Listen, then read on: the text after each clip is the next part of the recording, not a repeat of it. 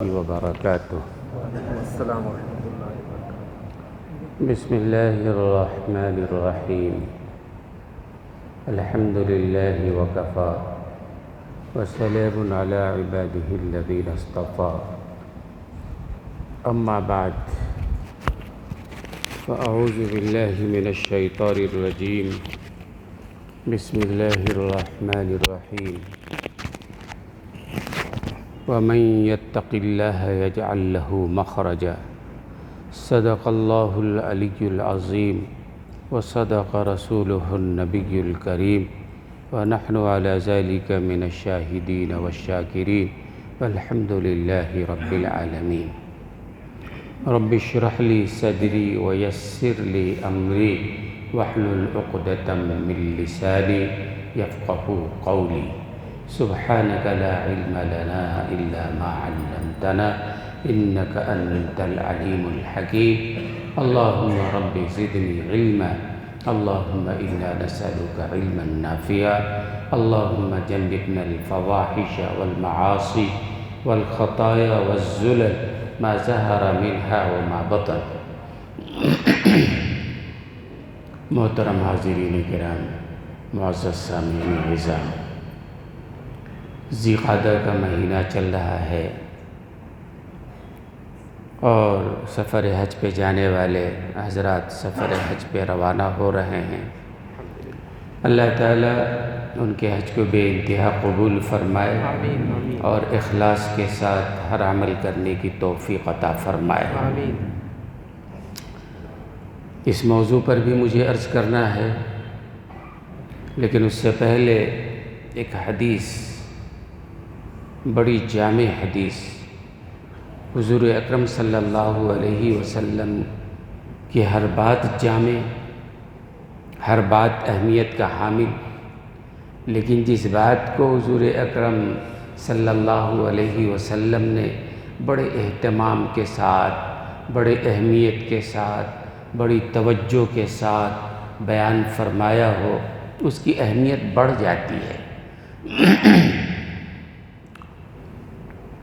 حضرت ابو ذر غفاری رضی اللہ تعالی عنہ فرماتے ہیں کہ ایک دفعہ حضور اکرم صلی اللہ علیہ وسلم نے مجھ سے فرمایا، ابو ذر، میں تم سے کچھ کہنا چاہتا ہوں، کچھ ضروری باتیں تم کو بتانا چاہتا ہوں، غور سے سنو، پوری توجہ سے سنو اور اس پر عمل کرنے کی پوری کوشش کرو. سرکار دو عالم صلی اللہ علیہ وسلم نے حضرت ابو ذر غفاری رضی اللہ تعالی عنہ سے اس طرح فرمایا. حضرت ابو ذر غفاری کہتے ہیں کہ اللہ کے رسول صلی اللہ علیہ وسلم نے پہلے دن صرف اتنا فرمایا. پہلے دن حضرت ابو ذر غفاری کہتے ہیں کہ اللہ کے رسول صلی اللہ علیہ وسلم نے مجھ کو مخاطب کر کے فرمایا، ابو ذر، میں کچھ کہنا چاہتا ہوں، کچھ اہم نصیحت کرنا چاہتا ہوں، پوری توجہ سے سننا، اس پر غور کرنا اور اس پر عمل کرنے کی کوشش کرنا. اتنی بات کہی، پھر خاموش ہو گئے. حضرت ابو ذر غفاری اللہ کے رسول صلی اللہ علیہ وسلم کے اس ارشاد کے سننے کے لیے مضطرب و بے قرار تھے کہ اللہ کے رسول کیا کہنا چاہتے ہیں. صرف آپ نے اتنا فرمایا کہ میں کچھ نصیحت کرنا چاہتا ہوں، پوری توجہ سے سننا، غور سے سننا، عمل کی نیت سے سننا، عمل کرنے کی پوری کوشش کرنا. آگے آپ نے کچھ نہیں فرمایا. پورا دن گزر گیا، اضطراب ہے، بے قراری ہے، پریشانی ہے، پتہ نہیں کیا بات ہے.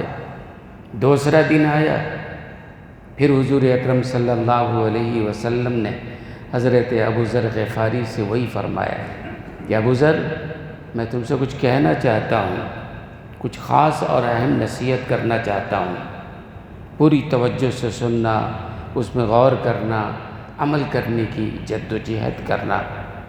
دوسرے دن بھی اتنی ہی فرمایا، آگے آپ نے کچھ نہیں فرمایا. حضرت ابو ذر غفاری کہتے ہیں دوسرا دن بھی اضطراب و بے قراری میں گزر گیا۔ اللہ کے رسول سے آگے بڑھ کے نہیں کہہ سکتے تھے فرمائیے کیا فرمانا ہے۔ اللہ کے رسول نے کہا، انہوں نے کہا یا رسول اللہ میں سن رہا ہوں فرمائیے۔ دوسرا دن بھی گزر گیا، تیسرا دن آیا، اللہ کے رسول صلی اللہ علیہ وسلم نے حضرت ابو ذر غفاری سے وہی کہا، ابو ذر میں تم سے کچھ کہنا چاہتا ہوں، کچھ نصیحت کرنا چاہتا ہوں، کچھ اہم بات کرنا چاہتا ہوں، پوری توجہ سے سننا، غور سے سننا، اس پر عمل کرنے کی جد و جہد کرنا۔ تیسرا دن گزر گیا اور حضرت ابو ذر غفاری ہیں، اس طرح وہ بے قراری ہے۔ ہم آپ ہوتے تو سنتے بھی نہیں، شاید برداشت کا مادہ بھی نہیں ہے، فوراً بول دیتے جو بولنا ہے بولیے بھائی۔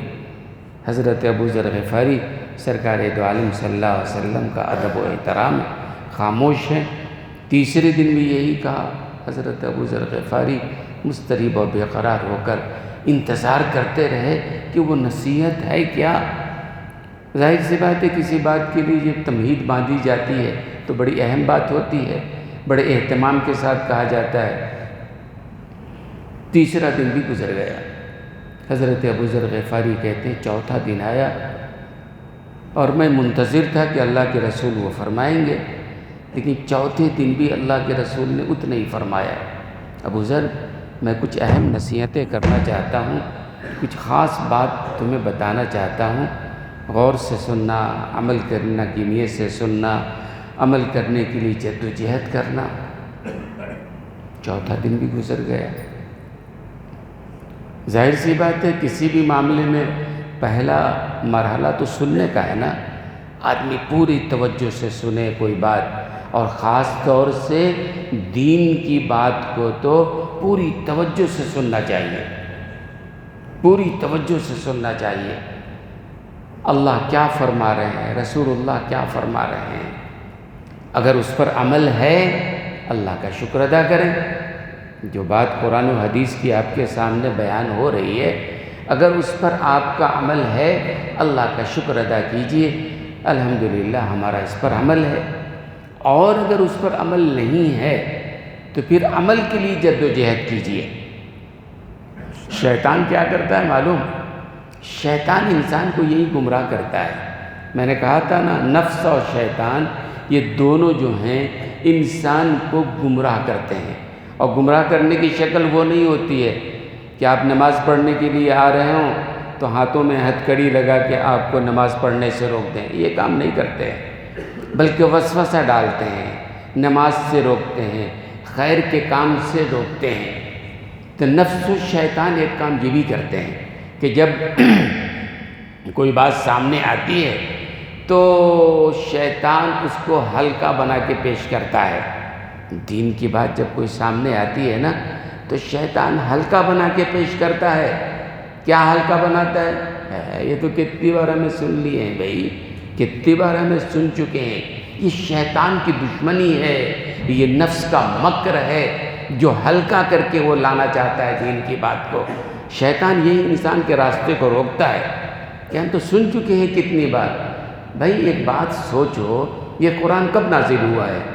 آج کل تو نازل ہوا نہیں، 1450 سال پہلے قرآن نازل ہوا ہے، اور 1450 سال سے اسی قرآن کے ترجمے کو، اسی کی تفسیر کو، اسی کی باتوں کو نقل کیا جا رہا ہے۔ ہر عالم چاہے دنیا کے کسی گوشے میں ہو، کہیں کا رہنے والا ہو، قرآن کی باتوں کو 1450 سالوں سے بیان کر رہا ہے۔ 1450 سالوں میں کوئی دوسرا قرآن تو نہیں آیا نا۔ اور پھر احادیث جو ہیں وہ بھی قرآن کا ترجمہ ہے۔ قرآن جو ہے براہ راست اللہ کی وحی ہے، اور احادیث جو ہیں وہ بھی وحی ہے، لیکن سرکار دو عالم صلی اللہ علیہ وسلم کے ذریعے سے وہ بات آئی ہے۔ تو جو باتیں قرآن میں ہیں وہی باتیں احادیث میں بھی ہیں، اور وہیں سے لے کر یہ جو دینی کتابیں چھپی ہوئی ہیں، کسی بھی زبان میں ہو، اردو میں ہو، عربی میں ہو، کسی زبان میں ہو، جو دین کی کتابیں ہیں قرآن و حدیث سے لے کر چھپی ہوئی ہیں۔ تو قرآن 1450 سال سے ہے، احادیث 1450 سال سے ہیں، یہ دینی کتابیں برسوں سے، سالوں سے چلے آ رہے ہیں، اور یہ بیان برسوں سے چلا آ رہا ہے، تو نئی بات تو کہیں سے نہیں آئے گی نا۔ شیطان کہاں سے انسان کو گمراہ کرتا ہے؟ ارے یہ تو پہلے میں سن چکا ہوں، کون سی ایسی بات ہے یہ؟ مسئلہ نہیں سننے کا ہے، شیطان سے یہ کہو کہ ہم نے سنا ہے لیکن ہمارا عمل ہے کیا اس پر، یہ کہو اس سے پہلے آپ کہ ٹھیک ہے قرآن تو نیا آنے والا ہے نہیں کہ نئی بات آئے گی، حدیث تو کوئی نبی تو آنے والے ہیں نہیں کہ نئی بات آ جائے گی، یہ پرانی باتیں ہم نے جو سنا ہوا ہے کیا اس پر ہمارا عمل ہے؟ مثال کے طور پر نماز کو ہی آپ لے لو، نماز متفقہ چیز ہے اور یہ چلا آ رہا ہے 1450 سال سے، قرآن میں حدیث میں بڑی اہمیت اس کی فرضیت کو بیان کیا گیا۔ ایک وقت کی نماز جو جان بوجھ کے چھوڑ دیتا ہے اس کی وعیدیں جو آئی ہیں، اور علماء نے لکھا ہے بلا عذر شرعی کے جو آدمی گھر میں نماز پڑھ لیتا ہے، مردوں کی نماز اصل میں جماعت کے ساتھ معتبر ہے۔ ہاں عذر شرعی ہو، کوئی بیمار ہو، کوئی عذر ہو تو وہ بات الگ ہے۔ تو یہ نماز کے لیے جو سنتے چلے آ رہے ہو 1450 سال سے، کیا اس پر عمل ہے؟ شیطان کو یہ پوچھو کیا اس پر ہمارا عمل ہے؟ بھائی نہیں ہے عمل، تو جو بات کہی جا رہی اس پر عمل کرنے کے لیے آدمی کو متوجہ ہونا۔ اور شیطان کے گمراہی کے طریقے، اللہ اکبر، شیطان کیسے کیسے گمراہ کرتا ہے۔ ایک دفعہ کا واقعہ ہے کہ ایک آدمی کی شیطان سے ملاقات ہو گئی، لطیفہ ہو سکتا ہے، شیطان سے ملاقات ہو گئی، کوئی اللہ والے ہوں گے، پہچان تو تھی نہیں کہ یہ شیطان ہے، تو انہوں نے پوچھا اس شیطان سے جو انسان کی شکل میں تھا، بھئی تم کون ہو؟ تو اس نے کہا میں شیطان ہوں۔ تو اللہ والے بھڑک گئے، تو شیطان ہے، تیری وجہ سے یہ سارے تماشے ہو رہے ہیں، یہ گمراہی، یہ غلط کاری، یہ زناکاری، یہ بدکاری، یہ فتنے شیطان کی طرف سے ہو رہے ہیں، یہ شیطان یہ کام کر رہا ہے۔ پکڑا انہوں نے کالر اور اس کو گھسیٹنا شروع کیا۔ شیطان نے کہا ٹھہرو بھائی، ٹھہرو ذرا، ہر معاملے کا الزام مجھ پر ڈال دیتے ہو، حالانکہ میں کچھ نہیں کرتا ہوں، تمہارے سمجھ میں بات نہیں آتی، تو چلو میں سمجھاتا ہوں۔ اللہ والے کو شیطان ساتھ لے کے گیا ایک حلوائی کی دکان، مٹھائی بنانے والے کی دکان پہ گیا۔ وہاں وہ حلوائی جلیبی تل رہا تھا، شیرہ رکھا ہوا تھا۔ شیطان نے کیا کہ اپنی انگلی اس شیرے میں ڈبائی اور دیوار پہ شیرے کو لگا دیا۔ اس کے بعد اس آدمی سے کہا اللہ والے سے، خاموشی کے ساتھ دیکھتے رہو کہ میں نے کیا کیا ہے اور لوگ مجھ کو بلا وجہ بدنام کرتے ہیں۔ تو اس نے صرف شیرہ دیوار پہ لگا دیا، خاموش ایک طرف کھڑے ہو گئے۔ اس کے بعد یہ ہوا جب شیرہ لگا فوراً 4-5 مکھیاں آ گئی شیرے کے پاس شیرہ کھانے کے لیے۔ اب جب مکھی آ گئی فوراً چھپکلی نے دیکھا 4-5 مکھیاں جمع ہیں، فوراً جھپٹ پڑا، وہ چھپکلی آ گئی۔ جب چھپکلی آ گئی تو حلوائی کی ایک بلی تھی، اس نے دیکھا چھپکلی ہے تو وہ آگے بڑھ کے اس نے چھپکلی پر حملہ کر دیا۔ ایک آدمی جلیبی لینے کے لیے آیا ہوا تھا اپنے شکاری کتے کے ساتھ، کتے نے دیکھا کہ یہاں بلی ہے، لہذا وہ شکاری کتا بلی پر جھپٹ پڑا۔ جب بلی پر وہ جھپٹا تو اس کی جو مٹھائی تھی سب گر گئے، وہ سب نقصان ہو گیا بڑا۔ تو اس حلوائی والے نے وہ کرچھل لے کر جس سے مٹھائی بنا رہا تھا اس نے کتے کے سر پہ مارا، کتا مر گیا۔ جب کتا مر گیا تو اس کے بعد کتے والے کے 2-4 آدمی آ گئے، حلوائی کے 2-4 آدمی آ گئے، شدید لڑائی ہوئی، 2-4 آدمی ادھر کے مر گئے، 2-4 آدمی ادھر کے مر گئے۔ اب شیطان نے کہا اس اللہ والے سے تم مجھے گالیاں دے رہے تھے کہ میں نے یہ کام کیا ہے، بتاؤ میں نے کیا کیا ہے؟ کیا مکھیوں کو میں نے کہا تھا جاؤ شیرہ پر بیٹھو؟ کیا چھپکلی کو میں نے کہا تھا جا کے مکھی پر حملہ کرو؟ بلی سے میں نے کہا تھا جھپٹا مارو؟ کتے سے میں نے کہا تھا جا کے حملہ کرو؟ سارا کام تم لوگ کرتے ہو، الزام ہمارے اوپر ڈال دیتے ہو۔ تو شیطان وہ تھوڑا سا شیرہ لگاتا ہے۔ یاد رکھنا ہمارے معاشرے میں بھی کچھ فتنہ پرور لوگ ہیں جو فتنہ پروری کا شیرہ لگاتے ہیں، تماشا دیکھتے بیٹھے رہتے ہیں، وہ ہنگامہ کرتے ہیں، فتنہ آ رہی۔ حدیث میں ہے اللہ کے رسول نے فرمایا کہ الفتنۃ ناعمۃ لعن اللہ من ایقظھا، فتنے قدم قدم پر سو رہے ہیں، اللہ کی لعنت ہو اس انسان پر جو فتنوں کو بیدار کرتا ہے، فتنوں کو جگاتا ہے، لوگوں کو اکساتا ہے، بھڑکاتا ہے اور تماشا دیکھتا ہے۔ تو شیطان کا کام یہی ہے کیسے بچا جائے شیطان سے؟ یہ ایک مسئلہ ہے، گزشتہ جمعہ کے موضوع کا باقی تھا کہ شیطان اور نفس کے قید سے کیسا بچا جائے۔ تو علماء نے لکھا ہے 2 کام کرنا چاہیے۔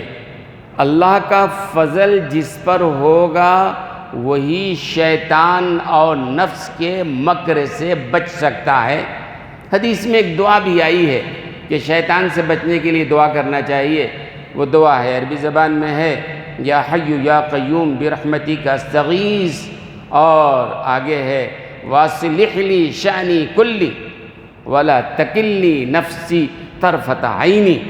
اے اللہ، یا حی یا قیوم ہماری مدد فرما، اور اے اللہ ہمارے حالات کو درست فرما دے، اور ایک لمحے کے لیے بھی ہماری طرف سے غفلت نہ فرما، یعنی نفس و شیطان کو ہمارے اوپر غلبہ نہ عطا فرما۔ یہ حدیث میں دعا ہے۔ اگر کسی کو عربی زبان میں دعا یاد نہیں ہے، یا حی یا قیوم برحمتک استغیث اور واصل لی شانی کلہ ولا تکلنی نفس طرفۃ عینی، کسی کو عربی زبان میں یاد نہیں تو اردو زبان میں کہہ لو، اے اللہ ہماری مدد فرمائیے، اور ایک لمحے کے لیے بھی اے اللہ نفس و شیطان کے مکر و فریب میں ہمیں جانے نہ دیجیے، ہماری حفاظت فرمائیے۔ تو نفس و شیطان سے بچنا ہے تو انسان کو چاہیے کہ یہ دعا پڑھے، علماء نے لکھا، اور اللہ کے فضل مانگنا چاہیے۔ اللہ کا فضل ہوگا تو انسان بچ جائے گا۔ دوسرے نمبر پہ علماء نے لکھا ہے جو قرآن کریم سے ہے، شیطان نے کہا تھا نا وَلَأُغْوِيَنَّهُمْ أَجْمَعِينَ إِلَّا عِبَادَكَ مِنْهُمُ الْمُخْلَصِينَ، تمام انسانوں کو ہم گمراہ کر کے چھوڑیں گے مگر جو تیرا مخلص بندہ ہوگا ہم اس کو گمراہ نہیں کر سکیں گے۔ مخلص بندہ کون ہے؟ جو اللہ والا ہے، جو اہل اللہ ہے، جو شریعت کا علم رکھنے والا ہے۔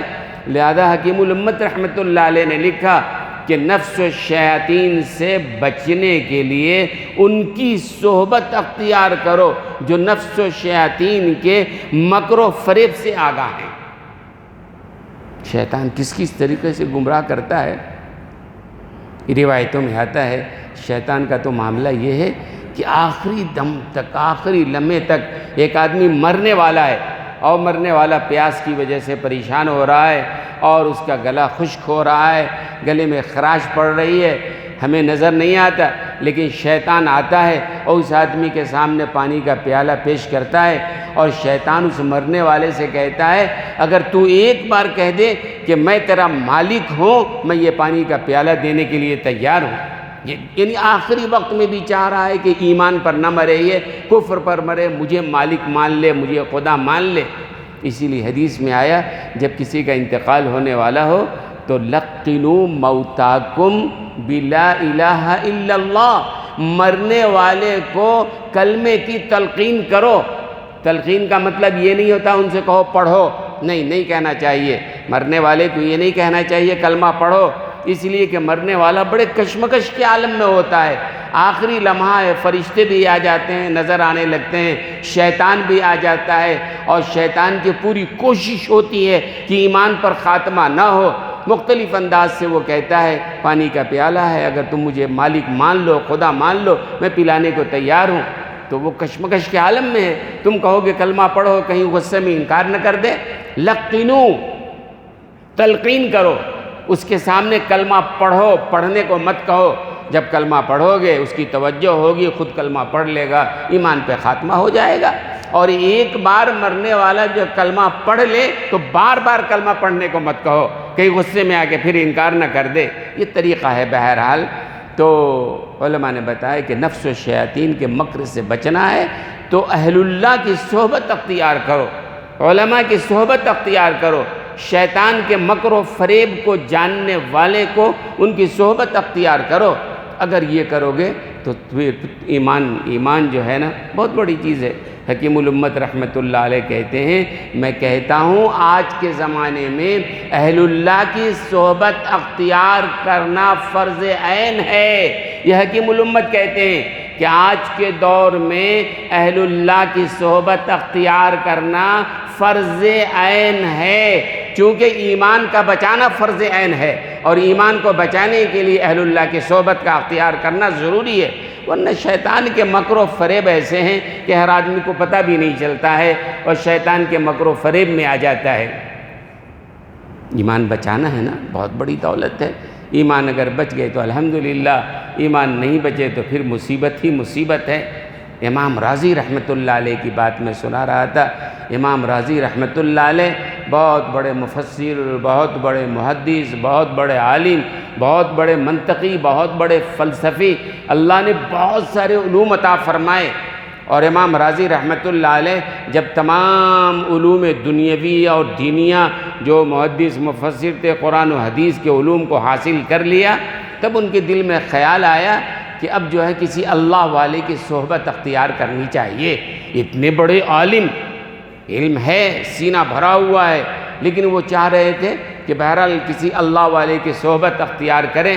لہذا امام راضی رحمۃ اللہ علیہ مختلف علماء کے پاس گئے، مختلف بزرگوں کے پاس گئے، لیکن کہیں نسبت نہیں ہوئی۔ طبیعت کا مناسبت ہونا بھی ایک بہت ضروری چیز ہے۔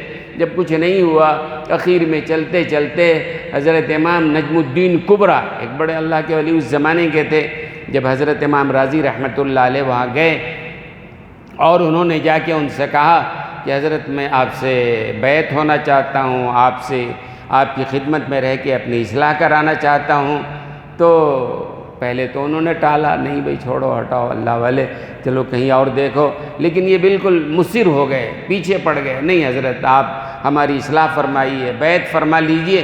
تو حضرت نے کہا ٹھیک ہے چلو عصر کے بعد کل آ جانا۔ جو امام راضی رحمۃ اللہ عصر کے بعد گئے ان کے حجرے میں، تو حضرت نے پہلے تو حجرے کا دروازہ بند کیا، اور حجرے کا دروازہ بند کرنے کے بعد حضرت نے ان کے دل پر توجہ ڈالنا شروع کیا۔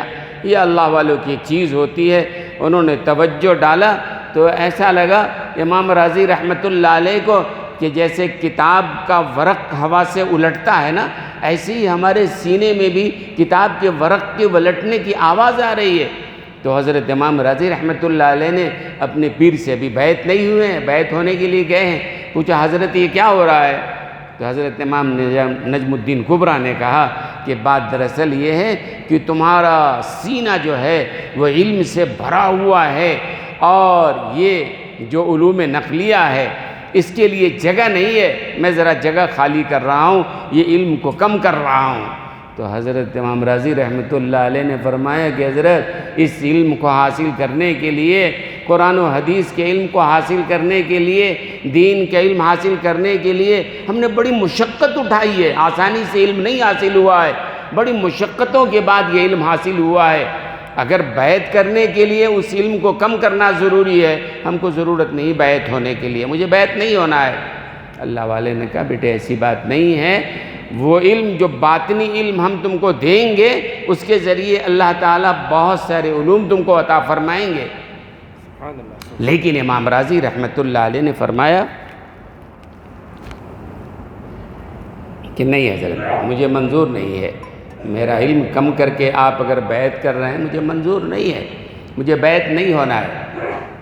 حضرت نے فرمایا ٹھیک ہے تم کو بیعت نہیں ہونا ہے، تم خود چل کے آئے تھے، بیعت نہیں ہونا ہے تو ہم زبردستی بیعت تو کریں گے نہیں، ٹھیک ہے کوئی بات نہیں، جانا چاہتے ہو تو جاؤ، لیکن ہمارا تمہارا ایک تعلق قائم ہو گیا ہے، ملتے رہنا، اور اس تعلق کا فائدہ ہوتا ہے، یاد رکھو اللہ والوں کے تعلق کا فائدہ ہی فائدہ ہوتا ہے، نقصان کہیں سے نہیں ہوتا ہے۔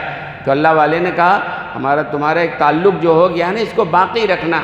امام راضی رحمۃ اللہ علیہ بیعت نہیں ہوئے، لیکن حضرت سے ملتے جلتے رہے، اور پھر وہ پڑھنے پڑھانے میں لگ گئے اور دین کے علوم میں لگ گئے۔ کہتے ہیں اللہ کی مرضی کہ امام نجم الدین کبریٰ رحمۃ اللہ علیہ کی زندگی میں ہی امام راضی رحمۃ اللہ علیہ کا آخری وقت آ گیا، یعنی ان کی موت کا وقت آ گیا، فرشتے آ گئے، شیطان بھی آ گیا۔ اب شیطان جب آ گیا تو کہتے ہیں اس زمانے میں دہریت بہت زیادہ تھی، دہریت کہتے ہیں اللہ کے وجود کا انکار، آج کے دور میں بھی ہے، بہت سارے لوگ اللہ کو نہیں مانتے ہیں، اللہ کیا چیز ہے، اللہ اگر ہے تو دکھاؤ کہاں ہے اللہ۔ تو دہریت کہتے ہیں اللہ کا انکار کرنا، یہ دنیا خود بخود بن گئی ہے، یہ نظام خود بخود چل رہا ہے، ایک طبقہ ہے جو اس کا انکار کرتا ہے۔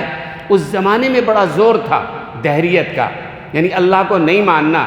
شیطان آ گیا، مرنے کا وقت ہے، اور امام راضی رحمۃ اللہ علیہ بہت بڑے عالم مفسر، اللہ کے وجود پر سینکڑوں دلائل ان کے پاس موجود ہیں، 100 دلائل ان کے پاس موجود ہیں۔ شیطان آ گیا اور دلیل پیش کرنا شروع کیا۔ شیطان نے کہا کہ اللہ نہیں ہے۔ امام راضی رحمۃ اللہ علیہ نے جواب دیا اللہ ہے۔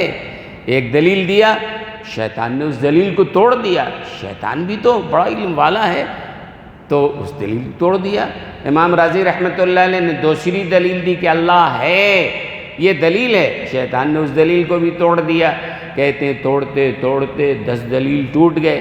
امام راضی رحمۃ اللہ علیہ پریشان ہے کہ ہر دلیل کو یہ توڑتا چلا جا رہا ہے شیطان، اور عام آدمی وہاں جو ان کو پتہ نہیں چلتا ہے۔ شیطان لیکن مکالمہ کر رہا ہے، چاہ رہا ہے کہ ایمان کے ساتھ یہ آدمی دنیا سے نہ جائے۔ امام راضی رحمۃ اللہ علیہ دلیلیں دیتے رہے، جب 90 پر 9 دلیلیں شیطان نے توڑ دی، صرف ایک دلیل امام راضی کے پاس ہے، پسینے پسینے ہو گئے۔ اب اگر اس دلیل کو بھی توڑ دیا تو یقیناً کفر پر موت ہوگی، پھر شیطان کی بات ماننی پڑے گی نا کہ ہاں بھائی اللہ نہیں ہے، اور اللہ کے نہیں ہونے کا ماننا کفر پر مرنے کی بات ہے۔ تو امام راضی رحمۃ اللہ علیہ پریشان ہو گئے۔ تو کہتے ہیں وہی اللہ والوں کے تعلق کا بہرحال فائدہ ہوتا ہے۔ امام راضی رحمۃ اللہ علیہ کا تعلق نجم الدین کبریٰ سے بیعت کے لیے گئے تھے نا، بیعت نہیں ہوئے تھے لیکن ایک تعلق قائم ہو گیا تھا۔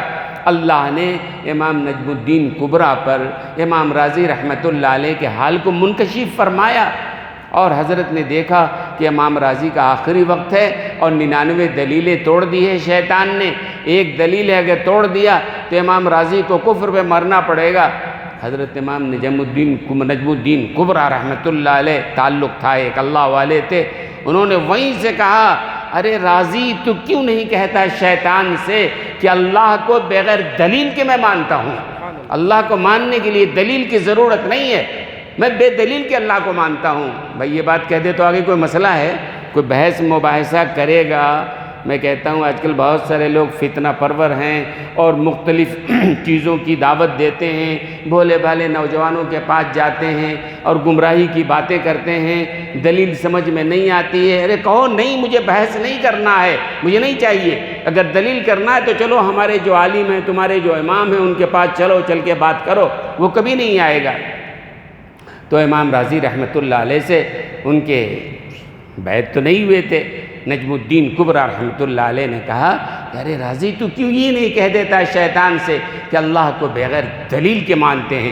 اخیر میں امام راضی رحمۃ اللہ علیہ نے شیطان سے یہی کہا کہ میں بغیر دلیل کے اللہ کو ایک مانتا ہوں، اللہ ہے وہ بھی ایک ہے۔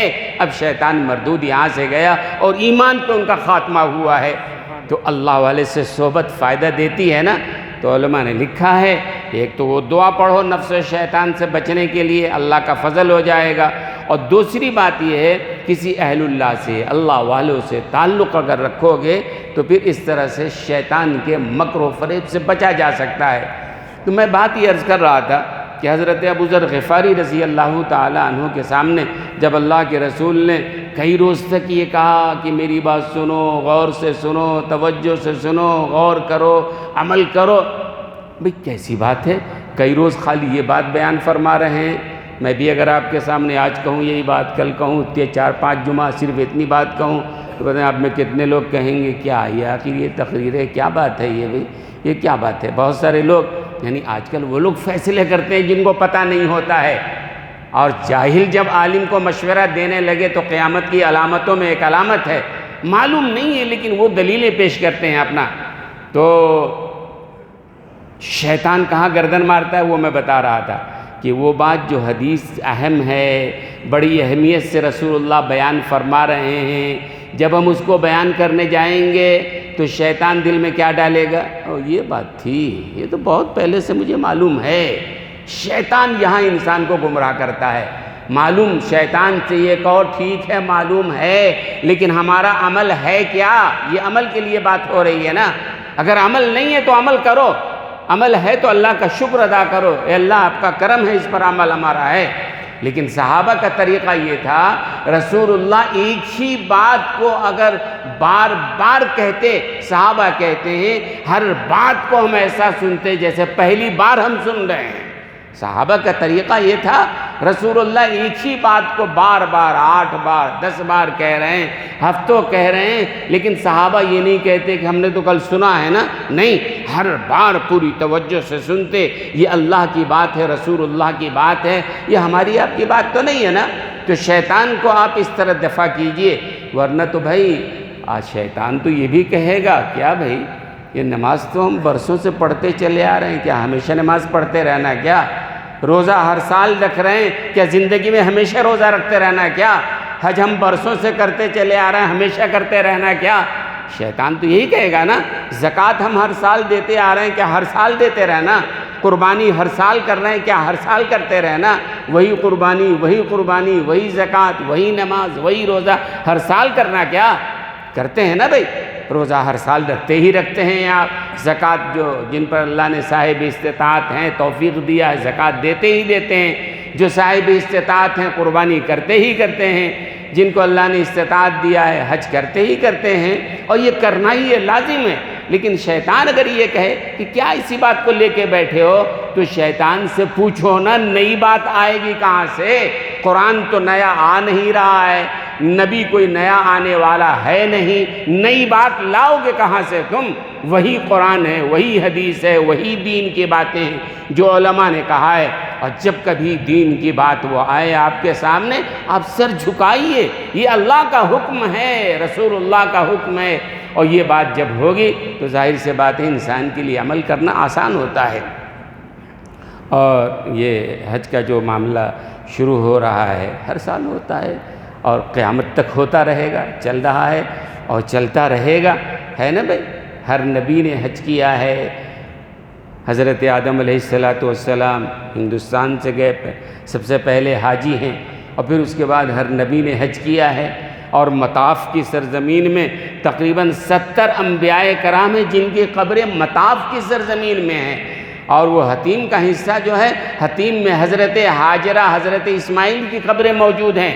آج قبر نہیں دکھتی ہے، وہ تو سنگ مرمر لگا ہوا ہے، لیکن 70 انبیاء وہاں ان کی قبریں، اور وہ اپنے اپنے علاقوں میں جب ان کے لوگوں نے ان کو نکالا، آ گئے مکے، وہیں زندگی گزاری، وہیں موت آئی، وہیں دفن کیے گئے۔ تو بہرحال یہ حج کے لیے جا رہے ہیں، جن کو اللہ نے استطاعت دیا ہے جانا ہی چاہیے، لازم ہے۔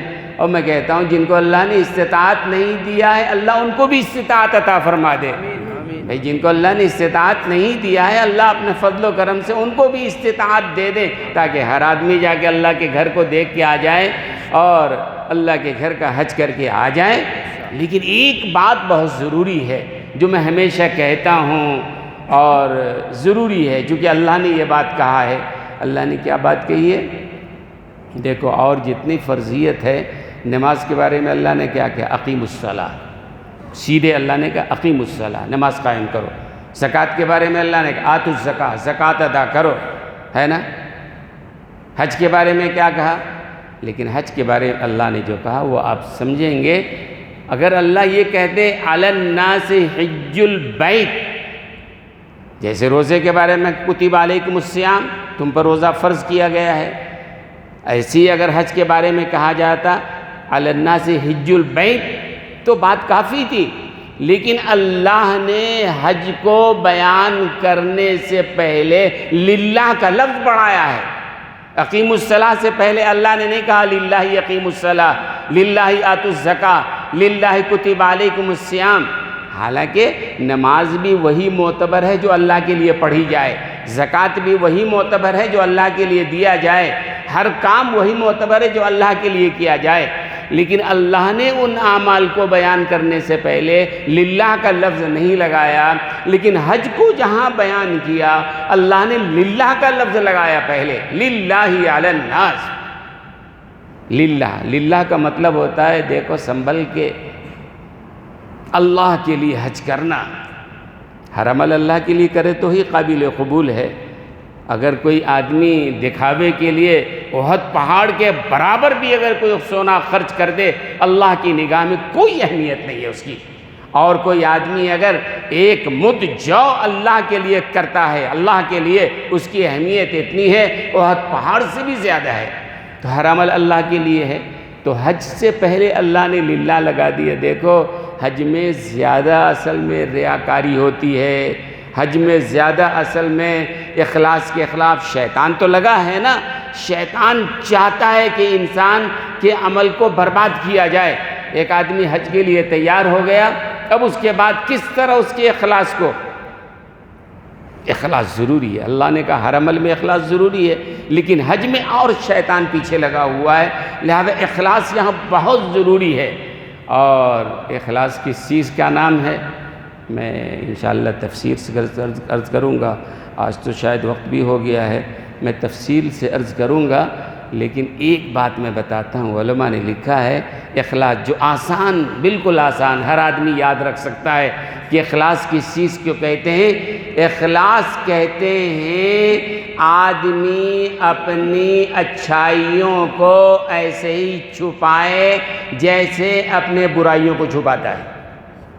ہر آدمی اپنی برائی کو چھپاتا ہے نا، تو اخلاص یہ ہے کہ آدمی اپنی اچھائیوں کو بھی چھپائے۔ حج کے سفر پہ جا رہا ہے، بلا وجہ تشہیر نہ کرتا پھرے، بلکہ چھپائے۔ ایک آدمی اگر اللہ کے راستے میں خرچ کر رہا ہے، کوئی مسجد بنا رہا ہے، کوئی مدرسہ بنا رہا ہے، کوئی اور کام کر رہا ہے، چھپائے۔ جس طرح اپنی برائی کو چھپاتا ہے، اگر مخلص ہے تو اپنے اس کام کو بھی چھپائے، اس لیے کہ اللہ کو تو معلوم ہے نا جس کے لیے آپ کر رہے ہو۔ اگر اللہ کے لیے نہیں کر رہے ہو تو ساری دنیا میں آپ ڈھنڈورا ٹوٹ کے پھرو گے، ہم نے یہ کیا، ہم نے مسجد بنایا، ہم نے مسجد کی خدمت کی، ہم نے بڑا کام کیا۔ یہ شیطان ہے جو پیچھے لگا ہوا ہے اور عمل میں اخلاص نہیں باقی رہنے دیتا ہے، وہ چاہتا ہے ریا نمود پیدا ہو جائے۔ تو انشاءاللہ ہر عمل ہمیں اخلاص کے ساتھ کرنا ہے نا، چھوٹا عمل ہو، بڑا عمل ہو، حج کا عمل ہو، نماز کا عمل ہو، مسجد کا عمل ہو، مسجد بنانے کا عمل ہو، چاہے کوئی بھی عمل ہو، اخلاص کے ساتھ۔ اخلاص کس چیز کا نام ہے؟ اللہ کے لیے۔ اور اللہ کے لیے مطلب ہے جس طرح آدمی اپنی برائیوں کو چھپاتا ہے، اپنے اچھائیوں کو بھی چھپائے، اس لیے کہ اللہ کو تو پتہ ہے نا، اللہ جانتا ہے۔ ہاں دنیا والوں کے لیے کر رہے ہو تو دنیا والوں کی واہواہی مل جائے گی، آخرت میں کچھ نہیں ملنے والا ہے۔ اللہ تبارک و تعالی ہمیں سمجھنے عمل کرنے کی توفیق عطا فرمائے۔